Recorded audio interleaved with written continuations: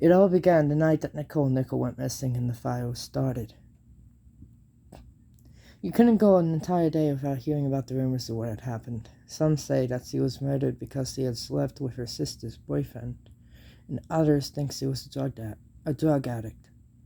They believed that she had committed suicide and jumped off the cliff, but her sister knew the horrible reality that caused the death. Hey Jay, Samantha Nickel, one of the university's smartest students and prettiest, stood waiting at the front of the boys' dormitory. Her dark brown hair tied into a ponytail was one of her favorite ways to put up her hair. How'd you sleep? I slept like a log after Carter finally got what he deserved, I told her with a smile. Carter Watt was one of the most popular boys in school, until an article in the paper revealed that he had assaulted multiple girls, including Nicole. He had paid them to stay quiet about it, but he should have known that the truth would eventually reveal itself. I put my hand around the digital camera that I wore around my neck. It was with this camera that I photographed the truth. I said thank you for finding out the truth about his little hobby, she told me as she grabbed my hand, causing my cheeks to turn a little red. Samantha had always been my friend since freshman year of high school, and I became one of the lucky people who knew her as Sam.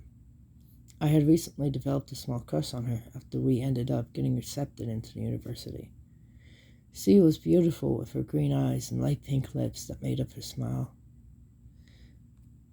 The two of us walked to the main entrance of the building as a motorcycle drove up to meet us. The bike was one of the nicest bikes I had ever seen, and the cyclist looked even nicer. Hey, you two, the cyclist said as they removed their helmet to reveal a beautiful girl with dirty blonde hair.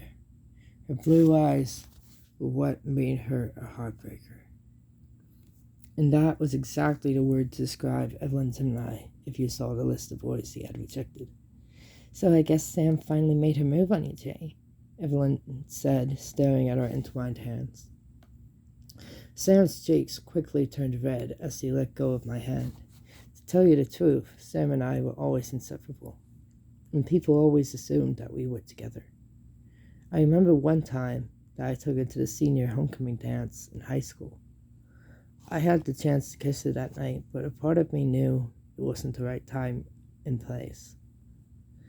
I looked at the black leather jacket that Evelyn was wearing and noticed the worker badge from Applejack Speedway. Did you get a job at the Speedway? I asked, trying to change the subject. Yeah, I did, thanks to my motorcycle knowledge. Thank you for noticing, Jay. She told me as the three of us walked into the building. The university was one of the largest buildings in Maple Cliff. It had three floors, each containing at least 10 different classrooms. The hallways were so maze-like that even the teachers got lost from time to time. So, where are you two headed? Professor Grundon, on the second floor, I answered, showing her the schedule on my phone. Each student had their schedule posted to their school account, which was where they could keep track of all their classes. I was a huge fan of this process, since it was difficult to keep track of a regular schedule on paper. I heard that he's a very good teacher. You're lucky. My first class is Chemistry 101 with Professor Candrum on the third floor, Sam said as he crossed her arms across her chest. She had always believed that Candrum was out to get her after she had been the only girl who didn't pass his class last year. You should probably try harder to impress him this year, I said, causing the three of us to start laughing. Then all of a sudden a message appeared on our phones from an unknown caller. It's unknown sender. I'm back. Did he miss me? The text read, sending chills down our spines. The three of us stared at each other in total disbelief. We had no idea who had sent us that message, or why it gave us chills, but we thought nothing of it and decided to head to our classes.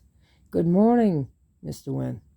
Please take a seat as we wait for the other students, Mr. Gwendon told me as I entered the room. He was a nice man who looked like he was in his late 30s. He was dressed in a white dress shirt and a pair of black jeans. Oh, and one more thing. Someone sent you a letter. Really? Who was it? I honestly don't know, but it has your name on it," he said as he grabbed a white envelope from his desk and handed it to me. I stared at the strange item that I held in my hand as I took my seat. The bell rang as students flocked into the room. That was when my phone rang, causing the people around me to look. "I suggest you answer your phone, Jay." "I apologize for interrupting you, Professor," I said as I walked out of the room into the hall. I answered the phone and needed to hear the sound of crying on the other side. "What's wrong, Sam?" "Did you get a letter from your teacher?" she cried. I could tell something was wrong with her. She sounded terrified, and I had never heard her cry since her sister was officially announced missing. "Yes, I did. But why are you asking?" "It's her, Jay, it's her," she screamed, causing me to run back to my desk and grab the envelope. I could hear the sound of Gwendon shouting at me as I tore it open to reveal a missing person poster with a photo of Nicole. I stood frozen as I stared at the piece of paper in my hand. On the back of the poster was the same message that me and my friends had received earlier that day. "Who sent this?" I asked, hoping that someone would answer me, but the room was completely silent as everyone watched tears fill my eyes. "Who sent this?" I screamed, receiving no answer. I rushed out of the room and down the maze of halls to the office where Sam and Evelyn were waiting. It was at that moment that we realized that our lives would never be the same again.